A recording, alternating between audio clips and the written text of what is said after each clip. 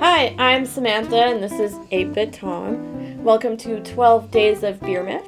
Right now, we have gotten the Philips Space Case Advent Calendar with 12 different types of never-before-released beers. And we are reviewing each one and then pairing it with a wrestling match for your enjoyment. Number 2 is Philips Selma Kvike Table Beer, which is a light beer at 3.5%.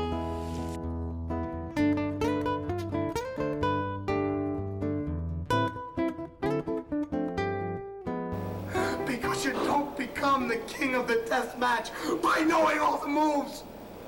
You become the king of the deathmatch by kicking out of all the moves. I'm feeling good. You know, in Cactus, you're going down, boy.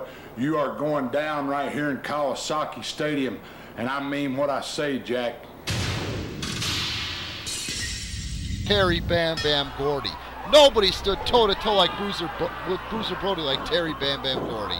This is, let me get it out here, a barbed wire baseball bat thumbtack death match, and there's that baseball bat. Oh, and he's just pounding it into the trapezius and neck area of Cactus Jack.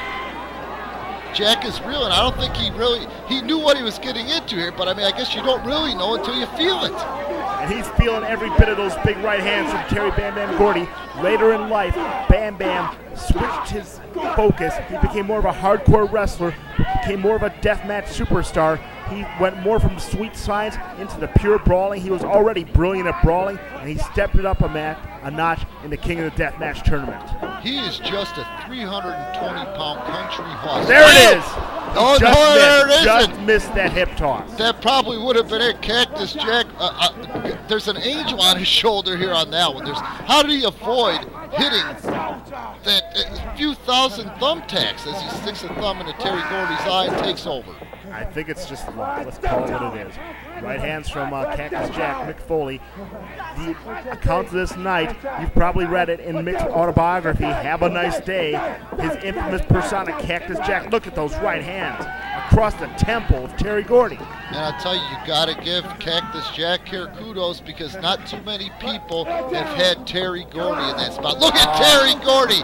He's half nuts. He's just a country horse. He's a brawler, man. Like that unbelievable resilience. His face looks like he got half a bottle of Jack Daniels in him, and he's ready to do some damage in a roadhouse on Saturday night. And this is a roadhouse with barbed wire baseball bats and thumbtacks, and here they come. And Foley fighting for his life here. Can you imagine if those thumbtacks went into his eye? Thousands upon thousands of thumbtacks. This isn't just a little satchel of them. This isn't like you see on Monday or Thursday night. This is a slew of thumbtacks. You can barely avoid them. In the center of the ring from the very beginning of the match. Boot by Terry Gordy. Look out. Here it comes. Facebuster. No. I mean, you're fighting for sheer life there. But look, I don't know if you noticed this, but Foley's opened up over his left eye. And I don't think that Terry Gordy's hit him with anything yet, but those fists, you could tell the impact. And Terry Gordy going right like a rabid dog, going right at that injured eye, trying to take Cactus Jack out, because at this point in Terry Gordy's career, if he wins this deathmatch tournament, imagine where he'd be today. God rest his soul. Amen. God rest his soul. Mick was able to fight his way out by sending Terry Gordy in the ring post. Stuns Terry. Wants to send him in those thumbtacks. There you go. Backdrop driver. They both escaped those. There's got to be. Thumbtacks are small. There's got to be 5,000 thumbtacks in that box. Look at the face of Cactus Jack. God. His eye framed in blood. As he backdrops Terry Gordy out over the top rope to save his own hide. He looks like the lead singer of the Misfits with that gore smeared across his face. And now, Mick's going up. Dear God. Every time he does this, I've heard Robert Fuller, I've heard Kevin Sullivan, I've heard all kind of old-timers in the business say a human body should not make those kind of noises that we just heard come out of Mick Foley's body, out of Cactus Jack's body, as he literally flew 10 feet in the air straight down to the concrete on the infield here of Kawasaki Stadium in Japan. Nothing to break his fall, nothing to hang on to, no way to protect himself. His back, his poor broken back, it's been injured in so many ways by so many men, took the full impact of that. And Terry follows him into the corner, big lariat. Beautiful lariat. Sends him in one more time. Cactus Jack Another luckily lariat. wearing those cowboy boots to protect his feet from those thumbtacks. Oh, his face is... Oh, and he stomps his head right in there. Drove the thumbtacks into the temple of poor Cactus Jack. Can you imagine the sting? Oh, Look at dear. him screaming in God. pain. Oh, with about 50 thumbtacks jammed in his temple. Unbelievable, he's fighting back.